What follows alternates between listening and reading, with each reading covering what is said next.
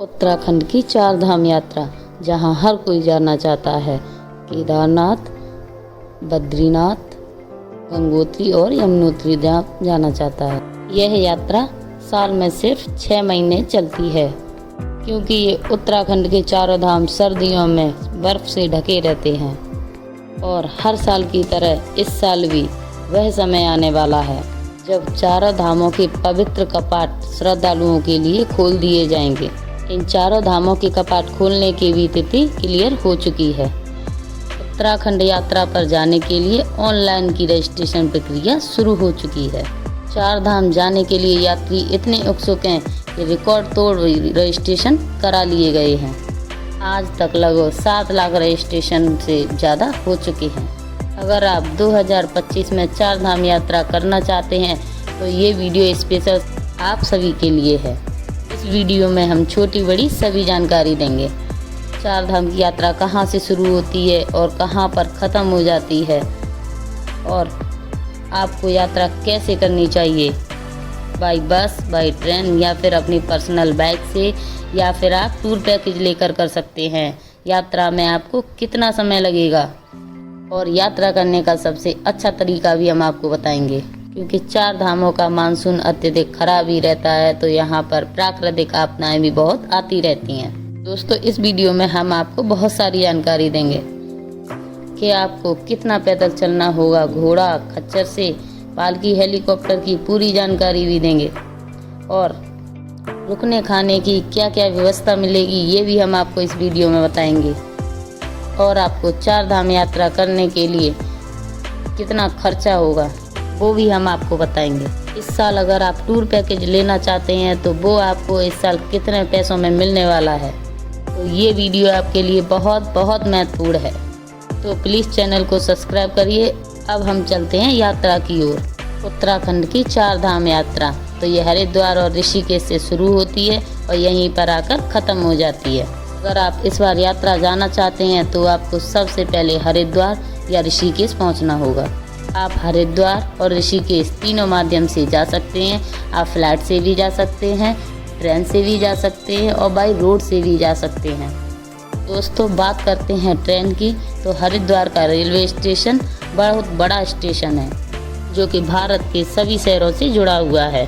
तो दोस्तों, आप अपने शहर से बाई ट्रेन से हरिद्वार और ऋषिकेश पहुंच सकते हैं। अगर आपको अपने शहर से नहीं मिलती है ट्रेन तो आप सबसे पहले दिल्ली आ जाइए। वहां से आपको दर्जनों ट्रेन डेली जाती हैं, वहां हरिद्वार पहुंचा देंगी। और अब हम बात करते हैं फ़्लाइट की, तो फ़्लाइट नज़दीकी जॉलीग्रांट एयरपोर्ट जो कि देहरादून में स्थित है। हरिद्वार और ऋषिकेश की दूरी लगभग 40 किलोमीटर की है।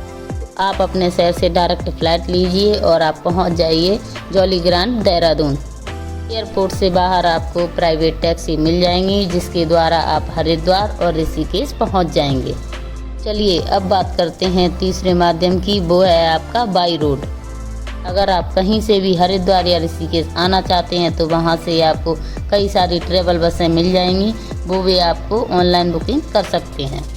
रोड बहुत अच्छे बनाए गए हैं तो आप आराम से यात्रा कर सकते हैं। अब आपकी 4 धाम यात्रा हरिद्वार और ऋषिकेश से शुरू होती है और ये आपके ऊपर डिपेंड करता है कि आप 1 धाम यात्रा या 2 धाम यात्रा या 4 धाम यात्रा कैसे करेंगे।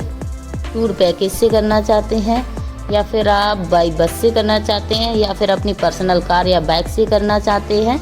तो दोस्तों, इस वीडियो में मैं आपको पूरी जानकारी देने वाली हूँ। अगर आप टूर पैकेज लेके यात्रा करना चाहते हैं तो आप किस प्रकार से यात्रा कर पाएंगे। तो सबसे पहले मैं आपको बताती हूँ टूर पैकेज, तो उसमें आपको बताती हूँ मैं क्या क्या फैसिलिटी मिलने वाली हैं। तो पूरी जानकारी मैं आपको देने वाली हूँ।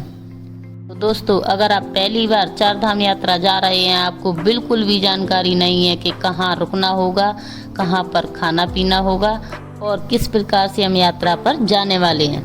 अगर आप टूर पैकेज से जा रहे हैं तो टूर पैकेज में आपको रहने खाने की पूरी व्यवस्था मिलती है और भी आपको कई सारी फैसिलिटी मिलती हैं। तो आपके साथ जो स्टाफ जाएगा, उसके साथ जो ड्राइवर होगा, उसको पहाड़ों पे जाने का, गाड़ी चलाने का बहुत ही अच्छा आइडिया रहता है, बहुत ही ज़्यादा अनुभव होता है। तो आपको कोई चिंता करने की ज़रूरत नहीं है। और अगर आप हरिद्वार से टूर लेना चाहते हैं तो वहाँ पर आपको हरिद्वार और ऋषिकेश में 400 से लगभग 500 ट्रैवल एजेंसियाँ मौजूद हैं।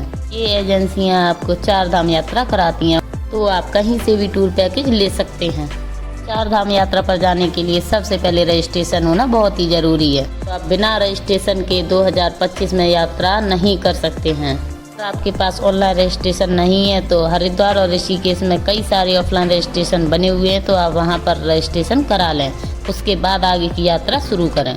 तो अब हम बात करते हैं गर्म कपड़ों की। और गर्म कपड़ों के लिए हमें चारों धामों पर बहुत ही सर्दी देखने के लिए मिलेगी, तो आप गर्म कपड़े ज़्यादा से ज़्यादा कैरी करें। अब बात करते हैं ट्रैकिंग शूज़ की। तो अगर आप ट्रैकिंग शूज़ ले लेंगे तो आप ट्रैकिंग अच्छे से कर लेंगे और आपको कोई भी परेशानी नहीं होगी। तो क्या हम यहाँ यात्रा के दौरान मेडिसिन की भी ज़रूरत पड़ेगी? जी हाँ, बिल्कुल पड़ेगी। अगर आपको कोई परेशानी की दवा चल रही है तो आप उस दवा को ज़रूर रखें, क्योंकि पहाड़ी इलाके में हमें ऑक्सीजन बहुत ही कम मिलती है और वहाँ पर ज़्यादातर लोगों को हार्ट अटैक, बुखार, दर्द होता ही रहता है, तो उसकी दवा हम ज़रूर रखेंगे। तो आप 4 धाम यात्रा के लिए तैयार हो चुके हैं। तो आपने टूर पैकेज, रजिस्ट्रेशन और ज़रूरी सामान ले लिया है। अब आप हर की पवित्र धारा में, गंगा की पवित्र धारा में स्नान करेंगे और आप हर हर गंगे का जाप करते हुए यात्रा शुरू कर देंगे। पहले धाम यमुनोत्री धाम के लिए, क्योंकि 4 धाम यात्रा का जो सीक्वेंस है वो है आपका यमुनोत्री धाम, गंगोत्री धाम, केदारनाथ धाम और लास्ट में आता है बद्रीनाथ धाम। बद्रीनाथ से सीधे हम हरिद्वार और ऋषिकेश आ जाएंगे, तो वहीं पर हमारी यात्रा समाप्त हो जाएगी। दोस्तों, हम हरिद्वार से निकलने के बाद 180 किलोमीटर की यात्रा करने के बाद हम पहुंच जाते हैं अब बरकोट। तो जैसे ही आप शाम को बरकोट पहुंचेंगे तो यहाँ पर आपको रहने की व्यवस्था कर दी जाएगी। तो आपको टूर पैकेज की तरफ से आपको यहाँ पर double bed, single bed provide करा दिया जाएगा और आपको साथ ही डिनर की भी व्यवस्था करा दी जाएगी। और आप डिनर करिए और आराम से यहाँ पर सो जाइए। और अर्ली मॉर्निंग आपको सुबह उठना होगा और अगली मॉर्निंग हम यमुनोत्री की यात्रा करेंगे। आपको जानकारी के लिए बता दूं कि हम बरकोट में 2 दिन स्टे करेंगे। जो भी आपके पास एक्स्ट्रा सामान है उसको आप उसी होटल में लॉकर में रखकर चले जाएंगे और अपना ज़रूरतमंद सामान अपने साथ रखें। और आप 45 किलोमीटर की दूरी तय करके आप पहुंच जाएंगे जानकी चट्टी। जानकी चट्टी पहुंचते पहुंचते आपको लगभग 8 या 9 बज जाएंगे। जानकी चट्टी से ही यमुनोत्री की चढ़ाई 7 से 8 किलोमीटर की है। अगर आप पैदल जाना चाहते हैं इस चढ़ाई पर तो आपको 2 से ढाई घंटे का समय आने का और 2 से ढाई घंटे समय जाने का लगेगा। आराम से कर लेंगे और आराम से अपनी गाड़ी पर शाम तक पहुंच जाएंगे। और अगर आप घोड़ा खच्चर की सहायता से जाना चाहते हैं तो इसका किराया आपको 1200 से 1500 तक लगेगा। यमुनोत्री धाम के दर्शन करने के बाद अब आराम से अपनी पार्किंग में पहुँच जाइए। दोस्तों, इस प्रकार आप स्वेच्छा से इस यात्रा को कर सकते हैं। तो आप जैसे ही यमुनोत्री धाम पहुंचेंगे तो वहां पर आपको गर्म कुंड मिलेगा, तो आप वहां गर्म कुंड में स्नान करने के बाद में आप यमुना माता के भी दिव्य दर्शन कर लीजिए। यमुनोत्री धाम वही स्थान है जहां से यमुनोत्री का उद्गम होता है। तो दोस्तों, आप यमुनोत्री धाम के दर्शन करने के बाद जानकी चट्टी की पार्किंग में आराम से आ जाएंगे। तो आप अपनी गाड़ी में बैठ कर रात्रि 8 बजे तक आप बरकोट के उसी होटल में आ जाएंगे जिसमें आपने एक दिन पहले स्टे किया है। दोस्तों, आप स्टे करिए और डिनर करिए और आराम से सो जाइए।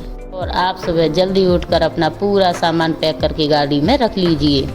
दोस्तों, अब हम निकलते हैं यहाँ से गंगोत्री धाम के लिए। पूरे दिन ट्रैवल करते हुए हम पहुँच जाएंगे उत्तरकाशी, जिसकी दूरी बरकोट से 100 किलोमीटर की है। इसमें आपको पहुँचते पहुँचते 3 से 4 बज जाएंगे। उत्तरकाशी में भी आपको होटल प्रोवाइड कर दिया जाएगा। आप अपना सारा सामान होटल में रखकर तो काशी विश्वनाथ मंदिर और आप कई अन्य मंदिरों के भी दर्शन कर सकते हैं, क्योंकि उत्तरकाशी बहुत ही सुंदर जगह है। उत्तरकाशी में ही आपका तीसरी नाइट और चौथी नाइट का स्टे होने वाला है। तो आप यहाँ पर स्टे करिए, डिनर करिए और सो जाइए, क्योंकि अगली मॉर्निंग हमें गंगोत्री धाम की यात्रा पर निकलना है। उत्तरकाशी से लगभग हमें 4 बजे निकलना होगा। उत्तरकाशी से गंगोत्री धाम लगभग 90 किलोमीटर की दूरी पर है। तो आपको टूर पैकेज की तरफ से ब्रेकफास्ट पैकिंग में मिल जाएगा, तो आप इसको कहीं भी कर सकते हैं। बाकी सुबह 10 या 11 बजे हम गंगोत्री धाम पहुंच जाएंगे। गंगोत्री धाम पहुंचने के बाद माँ गंगा मैया की इस पवित्र जलधारा में स्नान करेंगे। उसके बाद हम माँ गंगा के दर्शन करेंगे। इस स्थान पर आपको बिल्कुल भी ट्रैकिंग करने की जरूरत नहीं पड़ेगी, क्योंकि गंगोत्री धाम बिल्कुल शहर के बीचों बीच बसा हुआ है। गंगोत्री धाम जाने वाले यात्रियों की भीड़ बहुत ही कम होती है। दर्शन करने में आपको मुश्किल से 1 घंटे का समय लगेगा। आप आराम से यहाँ पर दर्शन कर लेंगे। और भी यहाँ पर छोटे छोटे मंदिर और पवित्र स्थानों पर आप दर्शन करने के लिए जा सकते हैं। गंगोत्री धाम में दर्शन करने के बाद और आप अन्य मंदिरों के दर्शन करने के बाद आप पार्किंग में पहुँच जाएंगे। 3 बजे आपकी गाड़ी गंगोत्री धाम से उत्तरकाशी के लिए निकल जाएगी। तो आप गंगोत्री धाम की यात्रा करने के बाद और वापस 90 किलोमीटर की दूरी करते हुए आप उत्तरकाशी पहुंच जाएंगे।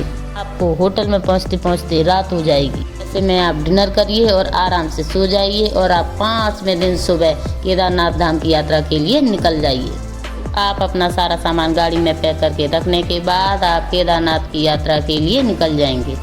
5वें दिन की दूरी सबसे लंबी दूरी होने वाली है, वो भी 225 किलोमीटर की है। सोनप्रयाग या फाटा में आपका स्टे रहने वाला है। के साथ बहुत से ऐसे भी यात्री होंगे जिनको हेलीकॉप्टर से यात्रा करनी होगी। उन यात्रियों को ऐसे स्थान पर छोड़ा जाता है जहां से उन्हें हेलीकॉप्टर की सुविधा मिलती है, जैसे सिरसी, गुप्तकाशी, फाटा। और अगर आप घोड़ा खच्चर से यात्रा करना चाहते हैं तो आपको सोनप्रयाग में स्टे करना होगा। तो दोस्तों यहाँ पर आप डिनर करिए और आराम से सो जाइए, क्योंकि अर्ली मॉर्निंग आपको केदारनाथ की यात्रा के लिए निकलना है। आपने जिस होटल में स्टे किया है वो भी 7 मिनट को भी आपको स्टे करना होगा, इसलिए आप अपना सामान इस लॉकर में रखकर जा सकते हैं। अपने साथ लिमिटेड ही सामान लेकर जाएं और आप सोनप्रयाग से गौरीकुंड के लिए टैक्सी ले लीजिए, जिसके लिए आपको 1 से 2 घंटे का समय लग सकता है, क्योंकि टैक्सी के लिए यहाँ पर लगातार भीड़ बनी रहती है। यहाँ पर रोड की कंडीशन भी थोड़ी सी खराब मिलेंगी। तो मैं आपको बता दूं कि यहाँ पर टैक्सी का किराया लगभग पर व्यक्ति से 50 रुपये के लगभग लिया जाता है और आप इस तरीके से सोनप्रयाग से गौरीकुंड पहुँच जाएंगे। उसके बाद आप गर्म कुंड में पहुँच जाएंगे। तो गर्म कुंड में स्नान करने के बाद आप गौरी माता के दर्शन कर लीजिए और यहाँ से थोड़ा सा आगे बढ़ने के बाद पहुँच जाएंगे घोड़ा पड़ाव गौरीकुंड पर। यहाँ से आपको घोड़ा खच्चर और पालकी की सुविधा मिल जाती है। केदार धाम की दूरी लगभग 18 से 20 किलोमीटर की है। अगर आप यंग हैं तो आप सुबह जल्दी आप अपनी यात्रा को शुरू कीजिए और आप शाम तक अपनी यात्रा को पूरी कर लेंगे। अगर आप विकलांग या बुजुर्ग हैं तो आप घोड़ा खच्चर या पालकी की सुविधा ले सकते हैं, जो कि आपको गौरीकुंड से ही मिल जाएंगे। अगर हम घोड़ा खच्चर के रेट की बात करते हैं तो यहाँ पे लगभग 3000 से लेके 5000 तक के बीच में इनका किराया रहता है। अगर हम पालकी की रेट की बात करते हैं तो पालकी की रेट वजन के अकॉर्डिंग रहती है। मैं आपको बता दूं, पालकी का जो रेट है वो लगभग 7000 से लेके 10,000 रुपये तक रहने वाला है। तो आप इच्छा अनुसार अपनी घोड़ा खच्चर से या पालकी की सुविधा लेकर यात्रा कर सकते हैं। अब मैं आपको बताती हूँ हेलीकॉप्टर की जानकारी, जो यात्री हेलीकॉप्टर से यात्रा करना चाहते हैं। देखिए यहाँ पर आपको बहुत सारे स्लॉट देखने के लिए मिलते हैं और आप इसकी ऑफिशियल वेबसाइट पर जाकर बुकिंग करें, जो कि स्क्रीन पर आ रही है। तो आप इस वेबसाइट पर बुकिंग करा सकते हैं और इसकी बुकिंग लगभग 4000 से 5000 तक के बीच में रहती है। तो हेली सर्विस आपको गुप्तकाशी, सिरसी और फाटा से मिलेगी। तो आप इस प्रकार चाहे किसी की भी सुविधा ले सकते हैं, चाहे वो घोड़ा खच्चर की हो या वो हेली सुविधा हो। और दोस्तों अगर आप पैदल यात्रा कर रहे हैं तो यहाँ पर आपको 8 से 10 घंटे का समय लग जाएगा और आप शाम तक ट्रैक करते हुए पहुँच जाएंगे केदारनाथ धाम। और आपकी छठी नाइट केदारनाथ धाम में ही होगी। अगर आप जल्दी पहुंच जाते हैं तो वहां पर आप उसी दिन केदारनाथ ज्योतिर्लिंग के दिव्य दर्शन कर सकते हैं और केदारनाथ धाम में होने वाली भव्य आरती में शामिल भी हो सकते हैं। आपको यहाँ पर भी एक होटल प्रोवाइड करा दिया जाएगा और यहाँ पर भी आपको डिनर प्रोवाइड करा दिया जाएगा। तो यहाँ पर आप सोइए आराम से और सुबह अर्ली मॉर्निंग में जल्दी उठिए। तो होटल में आप गर्म पानी से स्नान करने के बाद महादेव के दर्शन करने के लिए चले जाइए और वहां से आप भैरव बाबा के दर्शन करने के लिए भी चले जाइए, जो कि मंदिर से लगभग 500 मीटर की दूरी पर पहाड़ी क्षेत्र में स्थित है। तो दोस्तों आप केदारनाथ के भी दर्शन इस प्रकार से कर लेंगे और आप केदार घाटी भी आराम से घूम लेंगे और आप 10-11 बजे से वापसी उतरना शुरू कर देंगे और आप धीरे धीरे करके सोनप्रयाग पहुँच जाएंगे। 7 मिनट का भी स्टे आपका उसी होटल में होने वाला है जिसमें आप रुके हैं। तो आप यहाँ पर आराम से सो जाइए और आप लंबी ट्रैकिंग के बाद सोनप्रयाग पहुँचे हैं और आप पूरा सामान लेके अब हम चलते हैं। यात्रा बद्रीनाथ की शुरू होती है यहाँ से। 8वें दिन यात्रा करते समय आप पहुँच जाएंगे बद्रीनाथ धाम, जो कि आपको आपको 2 से 25 किलोमीटर की दूरी तय करनी पड़ेगी। 8 मिनट का आपका स्टे बद्रीनाथ धाम में ही होने वाला है। बद्रीनाथ पहुंचते पहुंचते लगभग आपको शाम हो जाएगी।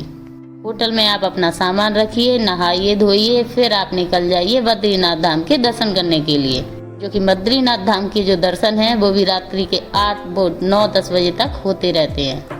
अब आप बद्रीनाथ धाम के दर्शन लीजिए और आपका 8 मिनट का स्टे बद्रीनाथ धाम में ही होगा। तो आप सुबह उठिए और आराम से वहां से आप निकल जाइए बद्रीनाथ के दर्शन करने के लिए। फिर बद्रीनाथ के दर्शन करने के बाद आप यहां से वापस अपने घर आ जाइए।